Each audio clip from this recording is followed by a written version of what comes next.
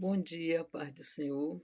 Eu vim aqui e quero falar de uma palavra um pouco não, e muito polêmica, porque as pessoas gostam de complicar as coisas. Para mim, no meu entendimento, ela se torna bem simples, normal, que é sobre o dízimo. Aqui em Malaquias 3:8, o Senhor diz assim: roubará o homem a Deus?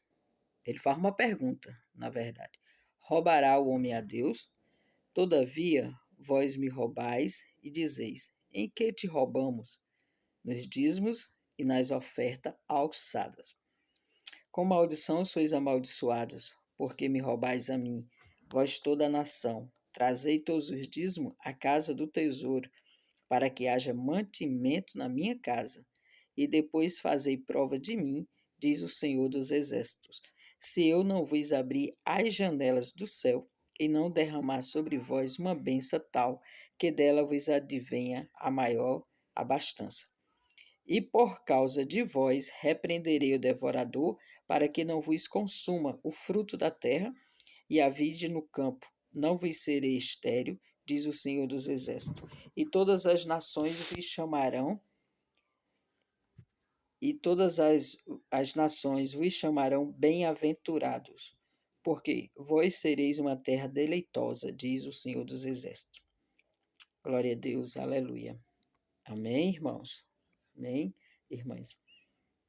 Aqui está bem claro, está bem explícito, está nítido que o Senhor diz o quê?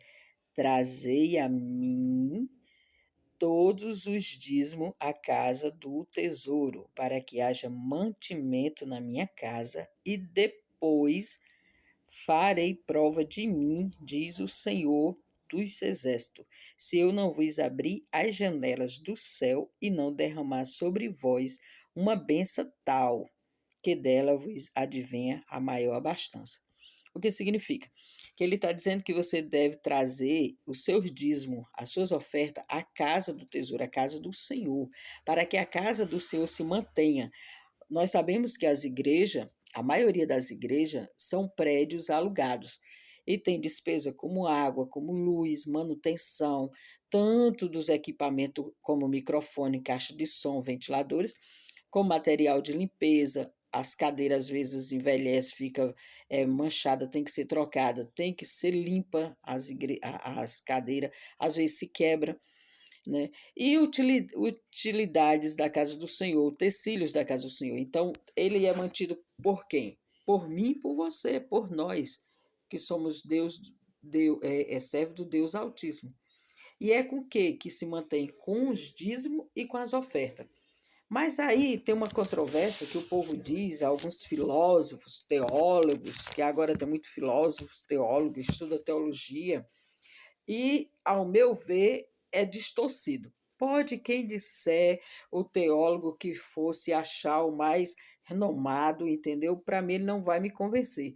Que se Deus disse, trazer a mim todos os dízimos e as ofertas na casa do Senhor, todos os tesouros, para que haja mantimento na minha casa, e depois farei prova de mim, se eu não abrirei a janela dos céus, e mandarei bênção, uma bênção tal, tão grande, de abundância, quer dizer que Deus mudou. Isso daqui foi para o Antigo Testamento. O Novo Testamento, né? Não é, Deus não fala de dízimo, porque quando Jesus veio, mudou tudo. Não, eu não acredito. Nós não vivemos pela lei, nós vivemos pela graça.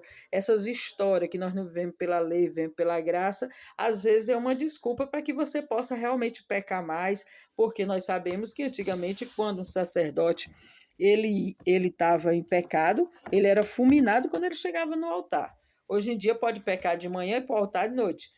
E não é queimado porque vem pela graça, mas vai vir o resultado. Eu acredito que se você trabalha para Deus com essa consciência que vem pela graça e podemos fazer tudo e depois é só se arrepender e pedir perdão, eu não acredito nisso não. Acredito que você tem que ver com sinceridade, com dignidade, com a vida em santidade no altar de Deus. E que você deve sim devolver o dízimo, porque antigamente o povo vivia muito de agricultura, da pecuária, vivia da plantação de milho, de trigo, de feijão, E o povo devolvia o quê? Aquilo, eles não tinham muitas vezes salário.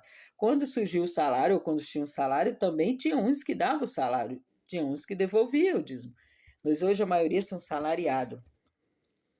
E deve devolver também, se você planta, faz um plantio de milho, um plantio de feijão, a primeira colheita, que tem a festa das colheitas, né? Você deve o quê? Entregar no altar, para que o pastor venha a orar por aquela colheita ali e distribuir entre os irmãos. Porque antigamente o que faziam? Vendia suas fazendas e distribuía entre os pobres. Mas hoje tem um negócio de uma teologia que não deve você dar aquilo que propõe no seu coração. Tá certo, que isso também você vai devolver.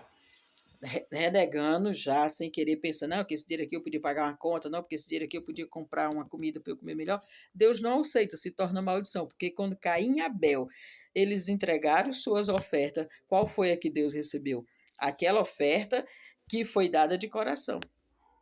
Se não for dada de coração, não adianta não, se torna maldição para sua vida. Porque Caim matou Abel? Ou Abel matou Caim? Porque ele tinha inveja, porque Deus aceitava a oferta de Caim. Por que aceitava a oferta de Caim? Porque Caim dava de coração, não é assim? Então fica essa palavra em nome de Jesus, devolva aquilo que é de Deus e faça a prova. Porque quando você não devolve, o devorador e o migrador, ele vem em forma de doença, de dívida, de quebradeira dentro de casa, migrando suas coisas, sua feira não rende, entende? As coisas que você compra não rende. Por quê? Porque tem 3 devoradores que só o poder da fidelidade faz com que eles sejam repreendidos. E não é qualquer um. Deus botou poder e autoridade nas minhas mãos, posso repreender o inimigo? Posso. Mas o devorador, o migrador e o cortador, eu só posso através da minha fidelidade, porque é Deus que vai repreender ele por mim, para me proteger e me defender. Você está entendendo? Então, fico com essa palavra em nome de Jesus. Deus te abençoe.